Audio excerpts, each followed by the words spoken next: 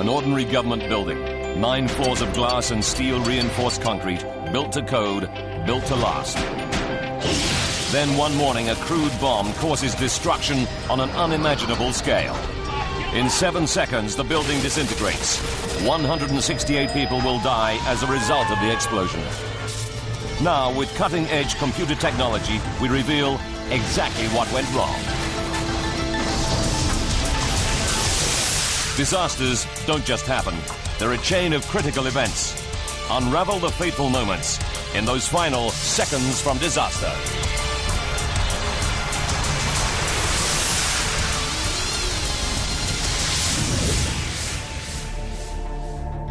The United States. Midwest. Kansas. April 18, 1995. 4:30 in the morning. A truck pulls out of a motel in Kansas. 3 hours later, it drives off the road and parks beside a lake. The driver is on a mission against the American government. He fills 13 208-liter barrels with a deadly combination of chemicals.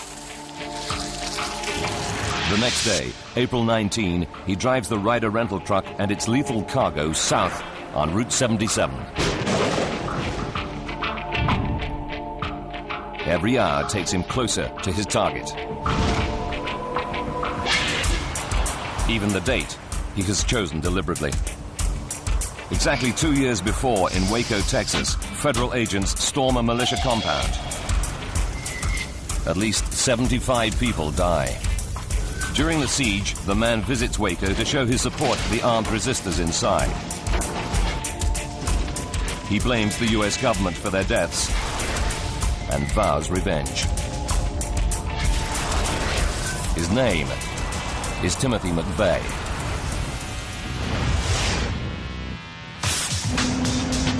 Oklahoma. It's the start of a bright and sunny day. Early morning traffic heads for the bustling capital of this Midwestern state. 7 o'clock.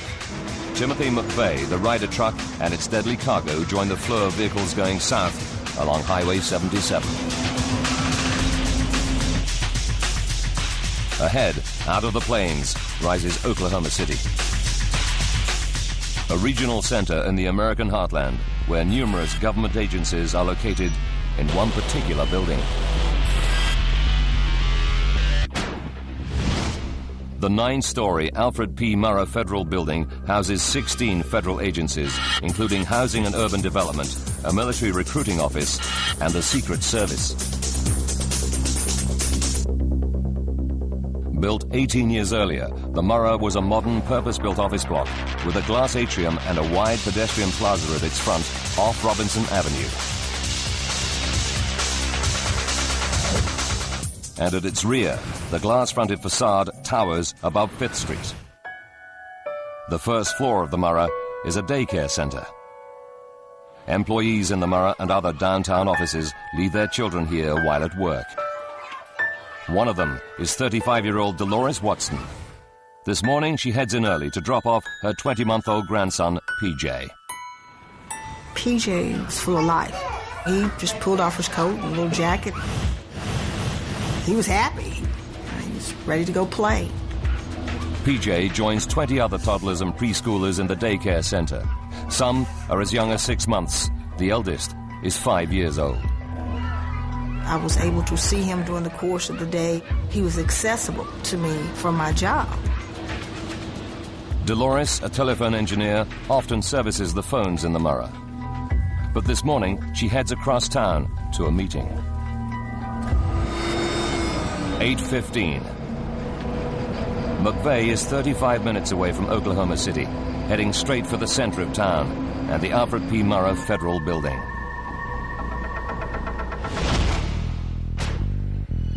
On the second floor, 59-year-old Florence Rogers is in charge of the Federal Employees Credit Union.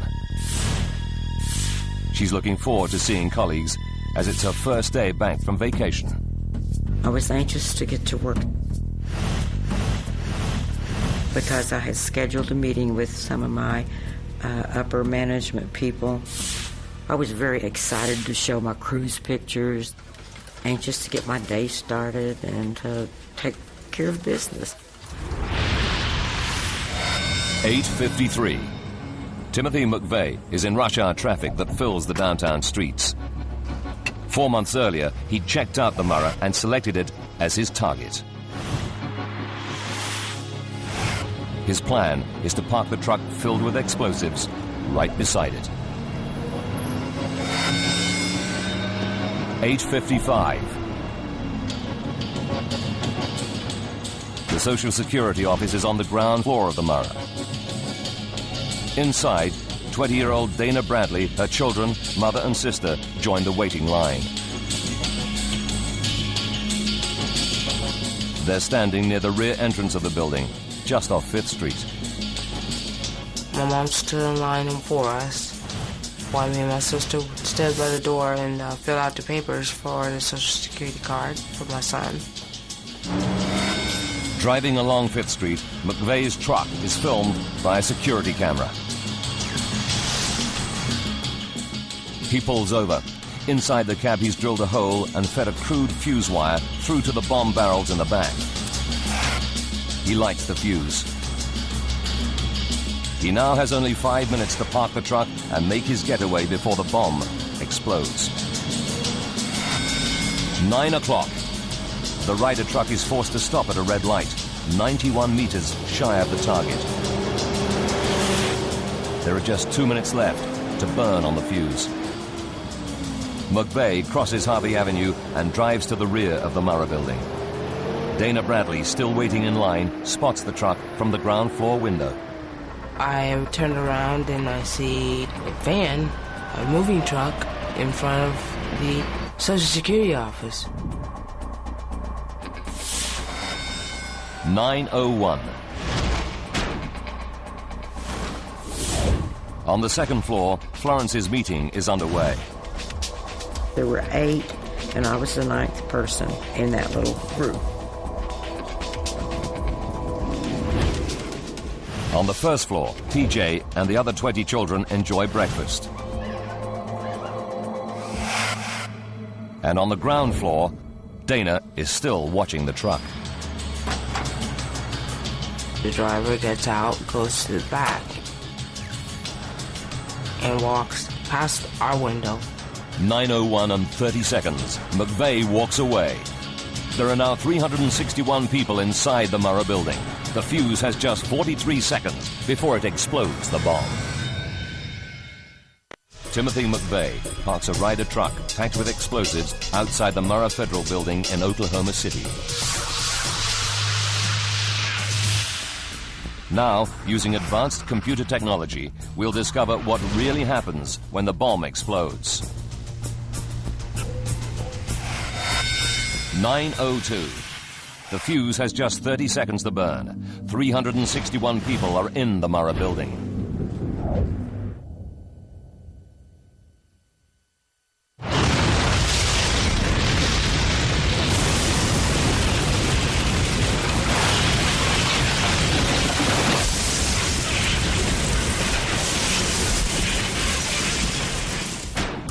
Dana Bradley is on the ground floor in direct line of the blast. All I seen was a violet light, and everything was black. On the second floor, Florence Rogers is in a meeting with 8 of her staff. There was a rush of air like a tornado. Everything literally was blowing up before my eyes. I knew that was just it, and I prayed. I said, God, please save me. I have 2 kids to take care of. Dolores Watson's grandson is in the daycare center on the first floor, directly above the exploding truck. The entire front of the federal building was nothing but glass. The children that were in the windows were just over the blast.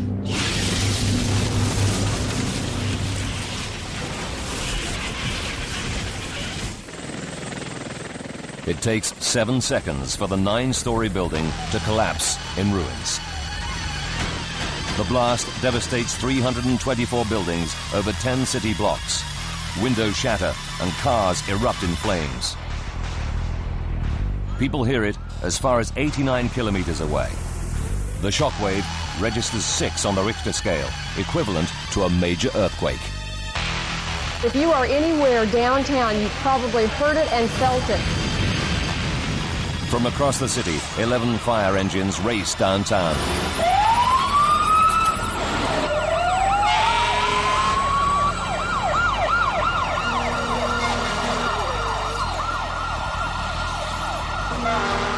Firefighter Chris Fields is one of the first on the scene. You just see these hordes of people running towards us and having no idea what we were about to step into. District Fire Chief Mike Shannon arrives 4 minutes after he hears the explosion. Looked like that we were in a war zone and we'd been strafed. It was just overwhelming. He takes charge of the rescue squads about to enter the dangerously unstable ruins. Produces the type of carnage that isn't seen in earthquakes or tornadoes or anywhere else. Wow. Holy cow. About a third of the building has been blown away. More than 5,000 square meters of offices are reduced to 650 square meters of rubble. The frantic search for survivors begins.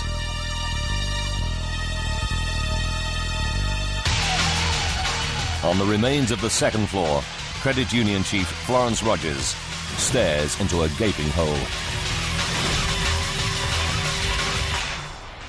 I started wondering about the staff in the room with me.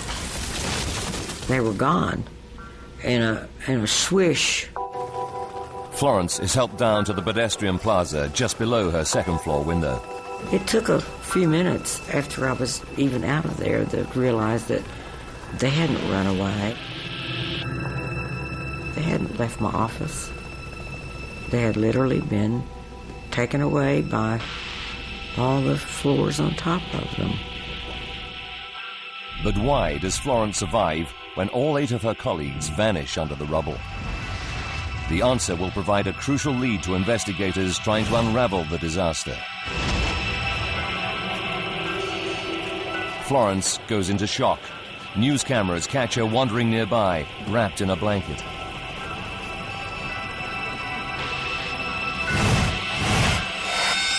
"9:08. 7 blocks away, Dolores Watson hears the explosion. Her 20-month-old grandson, PJ, is in the daycare center on the first floor. Only there no longer is a first floor. She joins the flood of anxious parents rushing to the scene. In my mind, I was thinking, is this real? I know it was real. I'm looking at it, but a big part of me was wanting to say, this is not really happening. Rescuers claw through the tons of mangled steel and rubble, desperately searching for any sign of life in the debris. Even seasoned fireman Mike Shannon is shocked by the scene of devastation. You're trying not to be emotional, and you're trying to think logical, but your mind keeps going back to what you're expecting to find.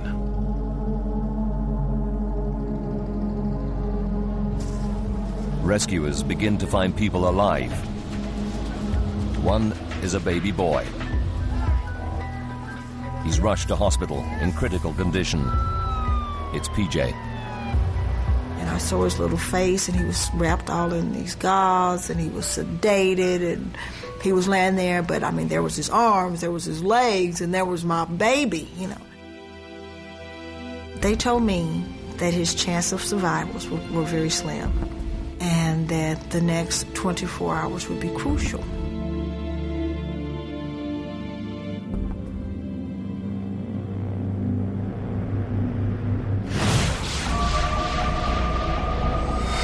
"10:20, 78 minutes after the explosion.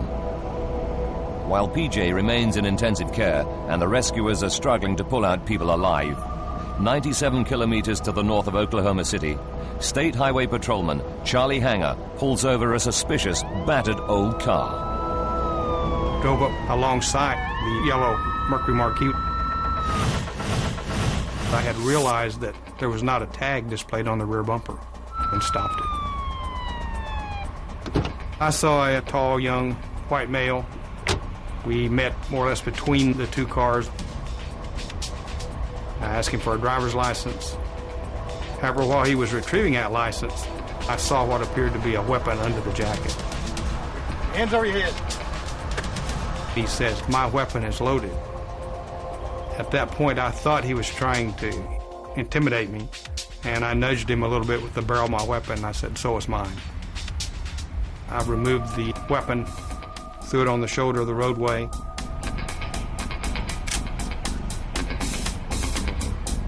And he was then handcuffed and placed in my unit.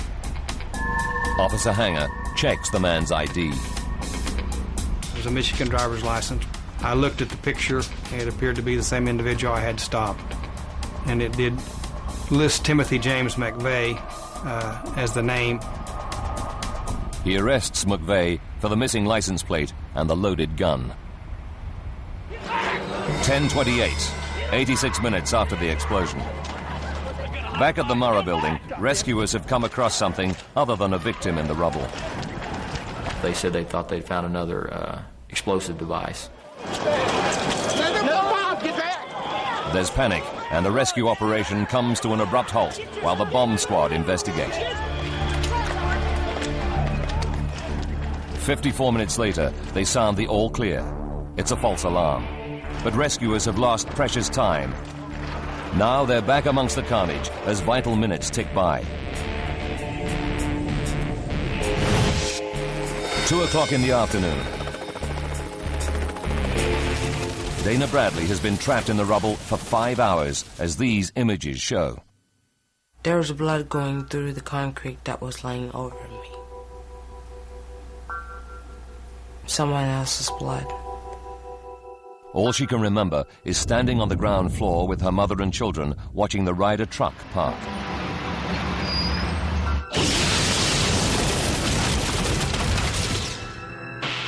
Dana has been found hours earlier but can't be moved. Her leg is trapped under a massive concrete floor. If they're to save her, the rescuers have only one option. And they said, the only way we're going to be able to get you out of here is to cut your leg off. Dr. Andy Sullivan, senior orthopedic surgeon, rushes to the scene.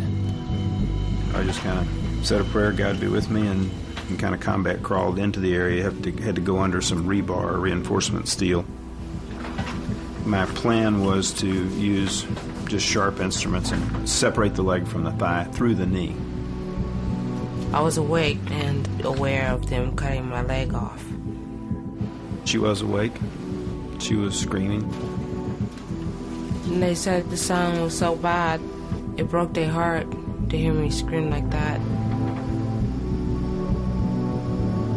I don't remember any of that. She says she doesn't remember any of this, and so I hope that's true.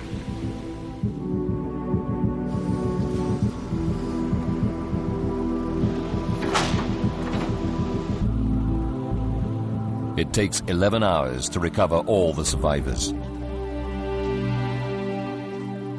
168 people have died as a result of the explosion, including 19 children, all under the age of 5. A photo of a baby being carried from the rubble comes to symbolize the tragedy. It's taken only seconds after she's handed to fireman Chris Fields. And I was just standing there looking down at her and just thinking, that knowing this is somebody's baby. She had an open wound to her skull, and I pretty well knew at that time that she had already passed. The explosion and collapse of the building takes everyone by surprise. Oklahoma City had never suffered such a catastrophic disaster until this moment. But it takes just 7 seconds for the 9-story building to collapse. Using the investigators' data, we can piece together the deadly chain of events to find out what really caused this terrible tragedy. State-of-the-art computer graphics will take you where no camera can go, into the heart of the disaster zone. It's obvious from the scale of devastation that this is not an accident, but the result of a bomb explosion. What kind of bomb could cause such devastation? Investigators start by looking for any evidence left behind. A giant crater in the road in front of the Murrah building indicates the center of the explosion. Dr. Paul Malacca is a military blast expert and co-author of the official report into the Oklahoma bombing. What we did is use the crater size to estimate the size of the explosion. It was a question of working backwards. We now have the crater, so how big must the explosive have been? The bomb crater is 9 meters wide and 2.5 meters deep. We estimated that it was approximately 4,000 pounds of TNT. That's equal to 4 major battlefield bombs used by the U.S. military.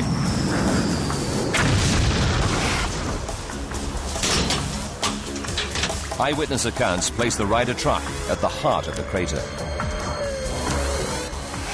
It's clear to investigators the bomb must have been inside. To demonstrate what happens, a truck is filled with just half the amount of explosives that detonated outside the Murrah building that morning.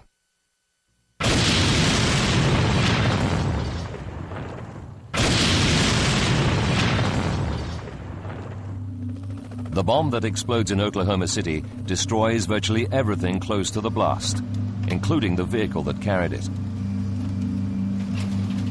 But within an hour of the explosion, investigators find their first vital piece of evidence. Over 91 meters away, they discover a truck axle that doesn't seem to belong to any other vehicle. Could this be all that is left of the vehicle that carried the bomb? On the twisted metal, they discover the clearly marked vehicle identification number. FBI agents trace the number to a 1993 Ford truck owned by Ryder Rental. The Ryder branch in Junction City, Kansas, rented it 2 days earlier to a man named Robert Kling. Within 8 hours of the bombing, an FBI artist draws an identikit picture of Kling based on descriptions given by staff at the rental company. The FBI launches one of the biggest manhunts in American history. By evening the next day, they make the crucial breakthrough. A motel owner recognizes the identikit picture as a man who recently stayed there, driving a Ryder truck. He checks in using ID in the name of Timothy James McVeigh. But where is he now? FBI agents discover that State Trooper Hanger ran a computer check on a man with that name less than 2 hours after the bombing. Amazingly, they discover that McVeigh is still in jail for traffic and firearms offenses. The FBI arrests McVeigh as a suspect in the attack. It was something that you never envisioned being involved in, and it all came out of a routine traffic stop. 4 months later, McVeigh is charged with mass murder in Oklahoma. It would probably be the last thing that I would think of that an American would actually commit a terrorist act against American people. The FBI discover that the bomb is homemade from materials easily bought over the counter. McVeigh eventually admits that he made it by filling barrels with ammonium nitrate and liquid nitromethane, better known as fertilizer pellets and rocket fuel used in drag car racing. The deadly mixture of more than 3,000 kilograms cost less than $5,000. But the question remains, how could such a simple homemade bomb cause such destruction to a steel-reinforced concrete building?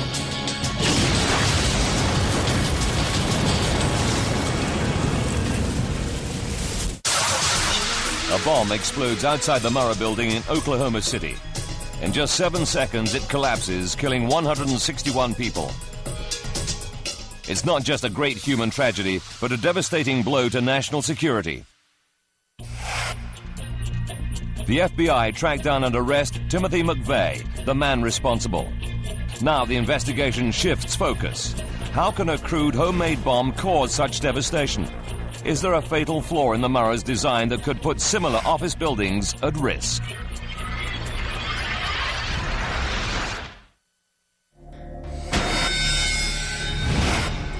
The architecturally acclaimed Murrah building is in fact extremely well designed.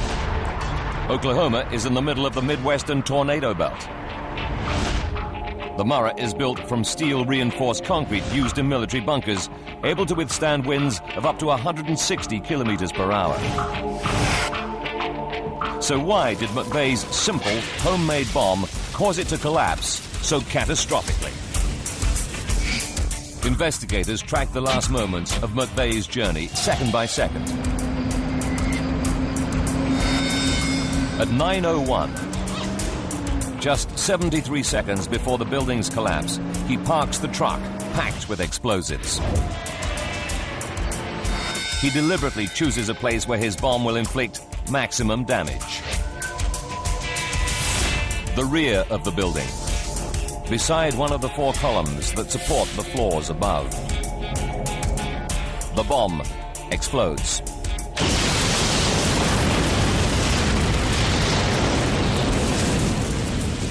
In just 7 seconds, the Murrah is reduced to rubble. What happens during those 7 seconds now becomes the focus of the inquiry. The ruins of the building hold the vital clues that will provide answers. Dr. John Osteras is a renowned structural engineer who analyzes how buildings collapse.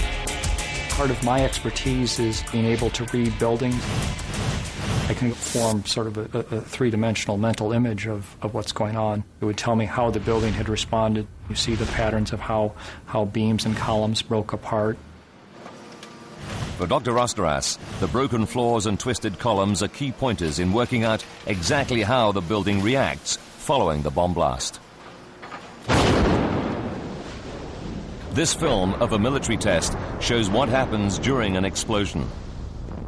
The first stage is the bomb's lightning-fast blast wave. As the bomb's energy is released, it compresses air particles in its path to create a shock wave.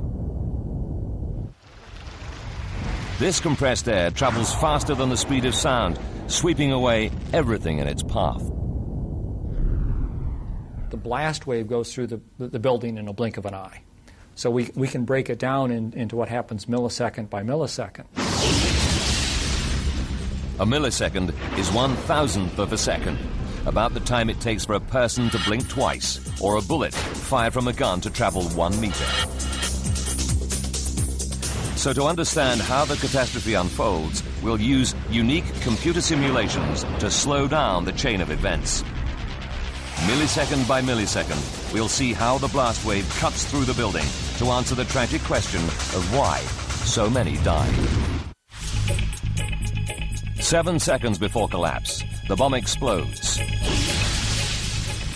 In the first millisecond, 1,000th of a second, the shock wave covers 4.75 meters, traveling at 5 kilometers per second, and hits the closest part of the building, the column McVeigh parked next to. Engineers call this column G20. The blast wave hits G20 with immense power. Dr. Malaka is an explosives expert. Researching his report into the bombing, he conducts scale model blast tests on concrete columns with the same dimensions and properties as G20. As the air blast expands violently, it exerts this enormous pressure on anything in its path. Dr. Malaka calculates that the shock wave hits the pillar with a force of more than 350 kilograms per square centimeter, destroying it. To put that in perspective, a 100-mile-an-hour hurricane wind is much less than 1 pound per square inch. So these blast pressures were enormous.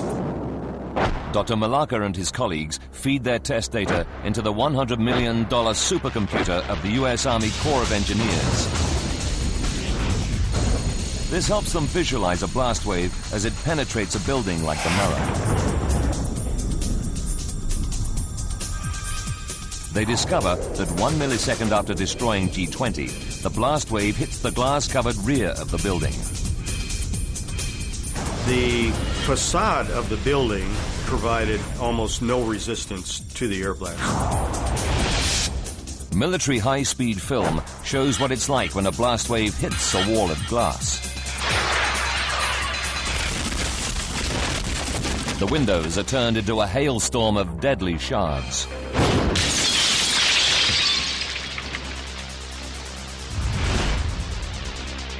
After shattering its windows, the blast wave penetrates the Murrah's entrance lobby. I knew that was just it, and I prayed. The void of the atrium acts like a funnel. Channeling the deadly blast wave up into the building, it slams into the underside of the first floor at more than 16,000 kilometers per hour. Tragically, directly above is the Children's Daycare Center, where baby PJ and 20 other children are playing. 15 children, aged from 6 months to 5 years, are killed.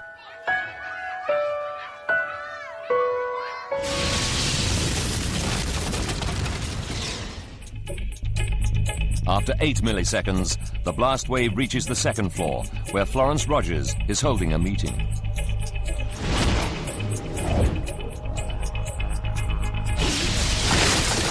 It was like a bad dream. Everything literally was blowing up before my eyes. The blast wave continues to surge up through the building. It reaches the 8th floor in just 31 milliseconds, the time it takes for a vehicle airbag to inflate after a crash. But as it travels upwards, it is rapidly losing its destructive energy. The yellow highlight shows how the damage decreases as the blast wave rises through the building and shows that floors 4 and above remain intact. The blast wave is over, but it's what happens next that causes the greatest destruction. In less than 7 seconds, all 9 stories collapse. Those who survived the initial blast are now crushed under tons of falling concrete.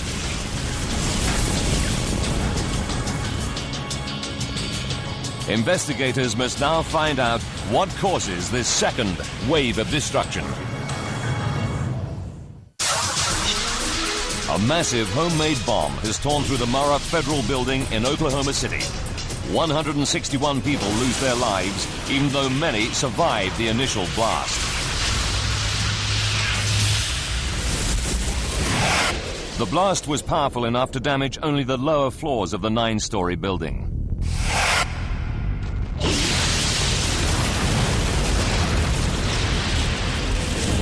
Investigators now struggle to understand why the upper floors collapsed as well. In an effort to solve the mystery, they revisit the first moments of the explosion. As the blast wave spreads, it destroys the closest frontal column, known as G20, in less than 4 milliseconds. Above the remaining 3 columns is a massive girder, known as a transfer beam, that runs the length of the building. This transfer beam carries the weight of the 6 floors above. These floors in turn are held up by 9 columns. These 9 columns pass the building's weight down to the transfer beam, which then distributes it evenly across the 4 pillars below. At first, some experts believe that after destroying G20, the blast then damages 2 more pillars under the transfer beam. With the pillars blown away, the beam loses its support and falls, taking all the upper floors with it.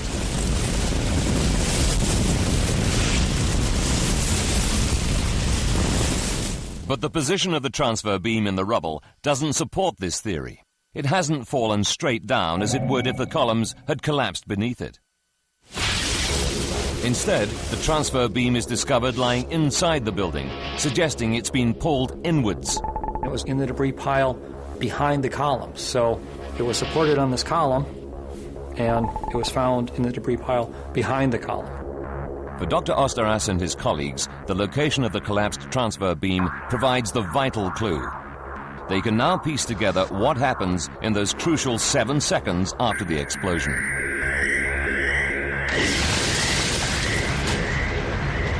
The blast destroys G20, but does not destroy the other 3 columns and the transfer beam. With the building still intact, the blast wave then rips through the atrium of the Murrah. It smashes into the floors above at more than 16,000 kilometers per hour. There are 8 stories of concrete floor slabs in the Murrah connected to 9 supporting columns. But the second floor is also connected to the transfer beam that holds up the columns. This proves a critical factor as the blast wave powers through the building. Dr. Eve Hinman, a blast expert, worked with Dr. Osteras on the investigation. I think of the floor slabs often as the sail, like a sail on a sailboat, because they have so much surface area that the blast can act on. The blast forces up the floor slabs on the lower 4 stories. Blast pressure comes in, lifts the floor slab up, and the floor slabs just come up and shear off the columns, and then gravity takes over, and down they come.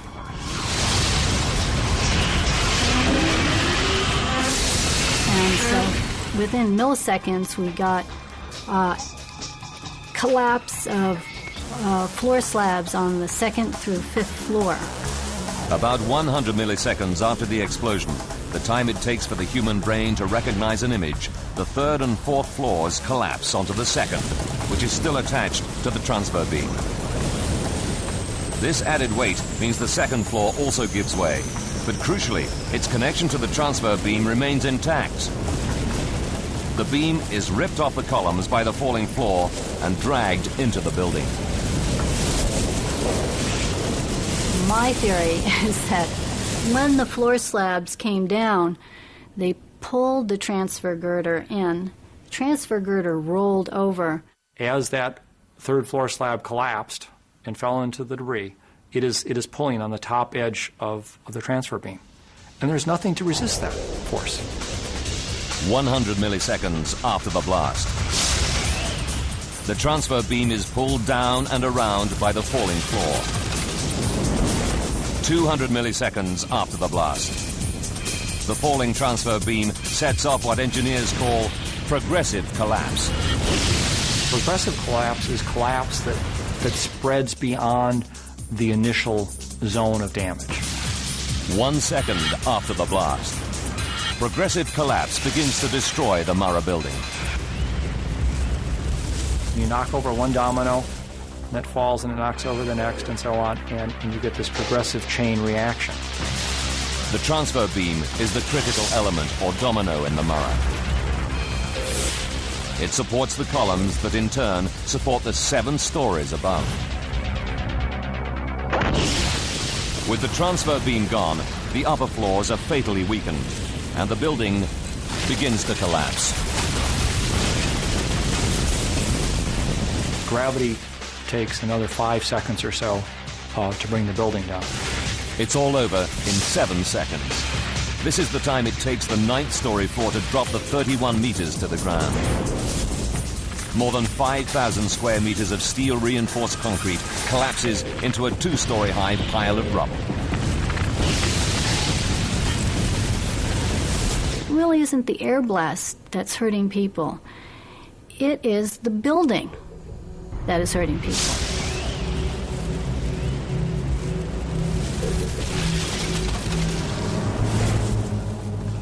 Among those killed by the collapsing building are Florence Rogers' 8 employees who are with her on the 2nd floor.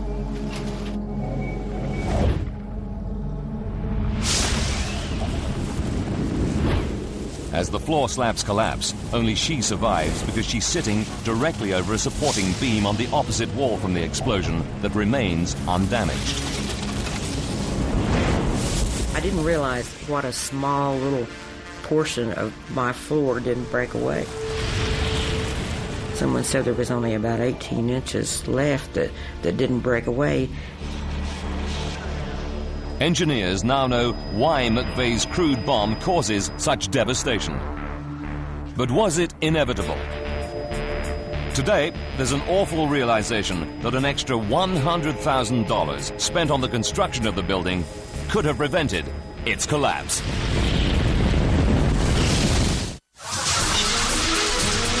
April 19, 1995 is a date Oklahoma City will never forget. The day 168 people are killed when a massive truck bomb explodes outside the Murrah Federal Building. But could the building's devastating collapse have been prevented? A new seismic study has assessed how the Murrah building would have responded if it had been built to Californian earthquake-resistant standards, something not required in Oklahoma. Its conclusions are startling.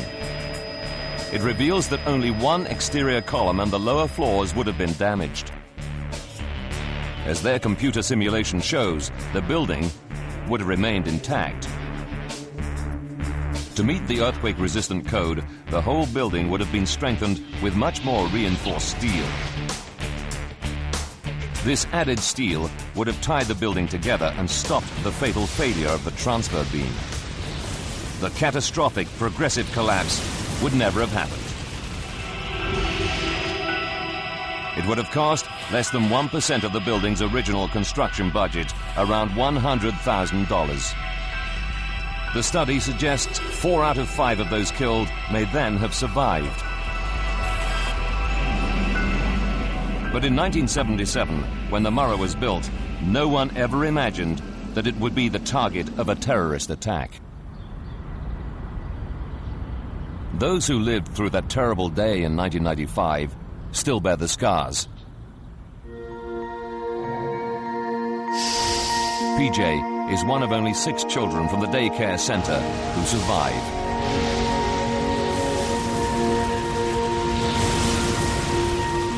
His grandmother, Dolores Watson, mounted a tense vigil beside baby PJ's incubator. For 9 years, he's lived with a tracheotomy tube down his throat to help him breathe. It was only removed in 2003. I made the statement once that when the trach was out, that PJ and I would be able to move from April 19th to April 20th. But each day when this child looks in the mirror, the scars are still there. As their second-floor office fell to the ground, Florence Rogers lost 18 of her 33 colleagues at the credit union. Nothing has ever been the same, or ever will be the same. It literally changes your life forever. She recruited new staff and re-established the company. Then she retired.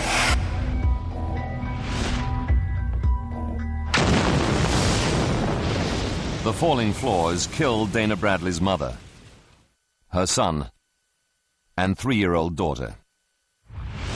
Dana survived the emergency amputation of her leg. Months of treatment followed, but Dana has achieved a miraculous recovery. We have your new prosthesis all finished up. Oh, man.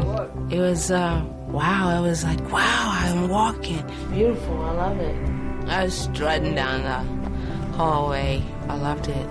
The more I wanted to walk and the more I cared about living. Our special report.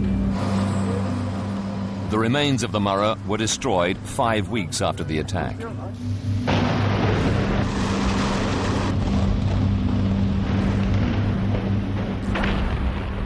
Five years later, the site opens as a national memorial to remember the 168 lives lost that day.